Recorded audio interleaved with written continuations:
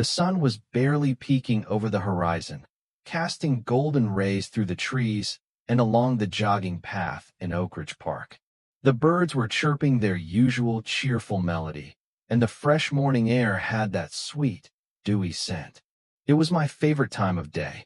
The calm before the storm, you could say. Just me, the path, and my thoughts, with nothing but my steady breaths and the rhythm of my feet to keep me company. You see, I'd made it a routine these early morning runs. A chance to clear my mind before the chaos of the day took over.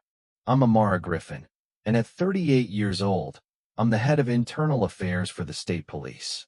Life's been anything but ordinary, and I'll tell you, it hasn't come easy. My job? Well, it's about as tough as it gets. Making enemies along the way is part of the deal when you're the one making sure cops like Ethan Cole don't abuse their power. Not that I'm complaining. If I had to do it all over again, I wouldn't change a thing. I was proud of the work I did holding my fellow officers accountable, even when it meant putting my career on the line. But after years of that grind, I decided to find some peace. And that's why I moved to Oak Ridge Park.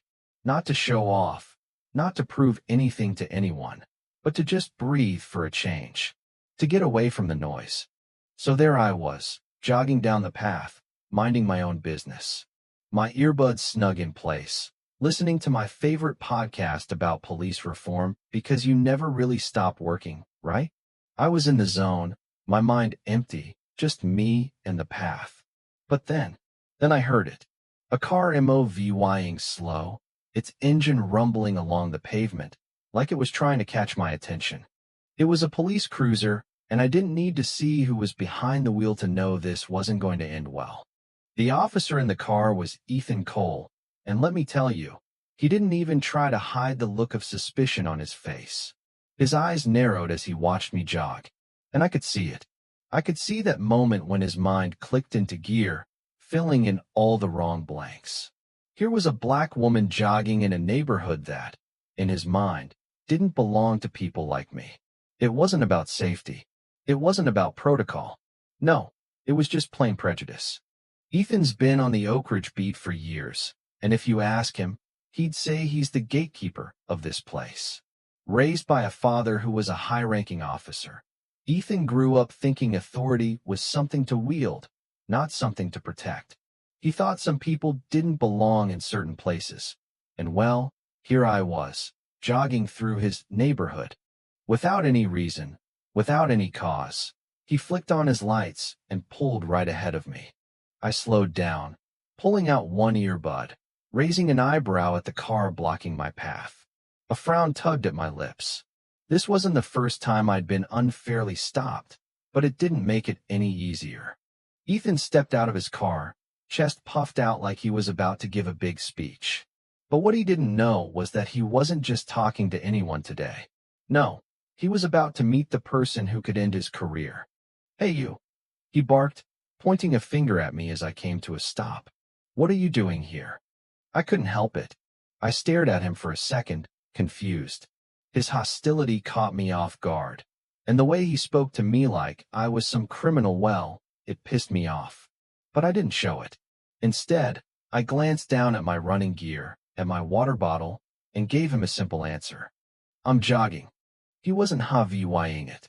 "Don't get smart with me," he snapped, stepping closer. "We got a report about a suspicious person. Trespassing. Possible theft. Care to explain yourself?"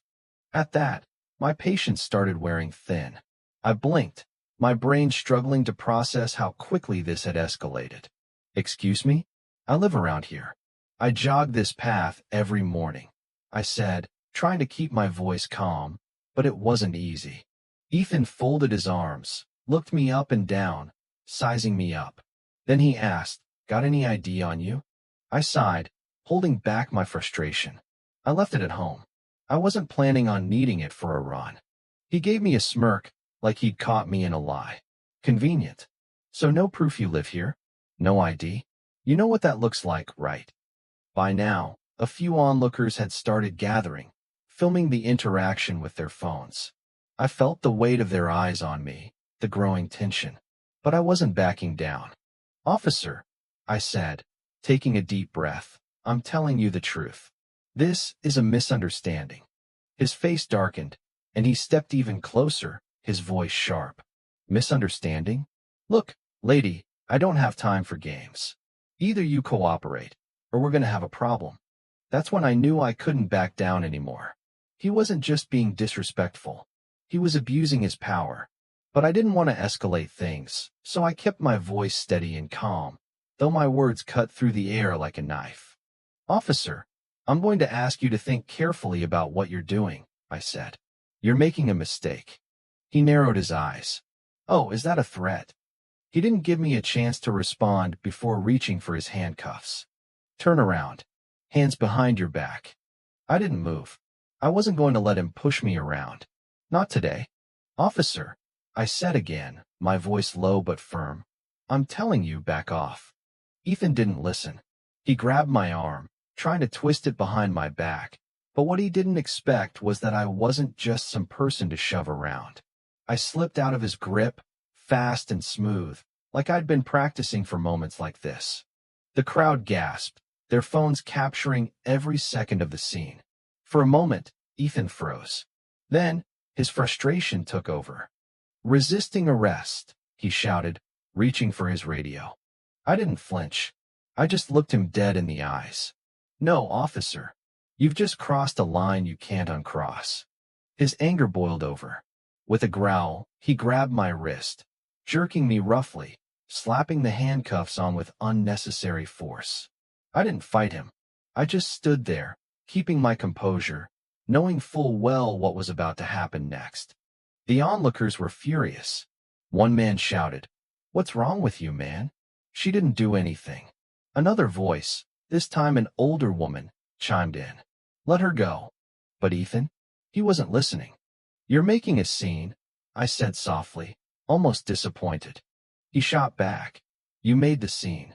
Then, he pushed me toward the patrol car, his grip tight, his voice shaking with something I couldn't quite place. "All you had to do was cooperate," he muttered as he opened the back door of the patrol car. I stepped in, calm, collected. "I warned you," I said, looking over my shoulder at him. "You'll regret this by the end of the day." Those words stayed with him. I could see them chewing at him, even as he radioed for backup, exaggerating the situation. "This is Officer Cole, Oak Ridge Park. I've detained a suspect. Violent, resisted arrest. Need backup immediately." The onlookers were furious, and their phones captured every lie he fed to dispatch. One woman yelled, "Violent? She didn't do anything." A man shouted, "We've got it all on video. You can't lie your way out of this." But Ethan? He just waved them off, doubling down. "Clear the area," he barked, his voice tinged with panic. In the back of that patrol car, I sat quietly. I wasn't angry. I wasn't scared. I knew the truth would catch up with him faster than he could imagine.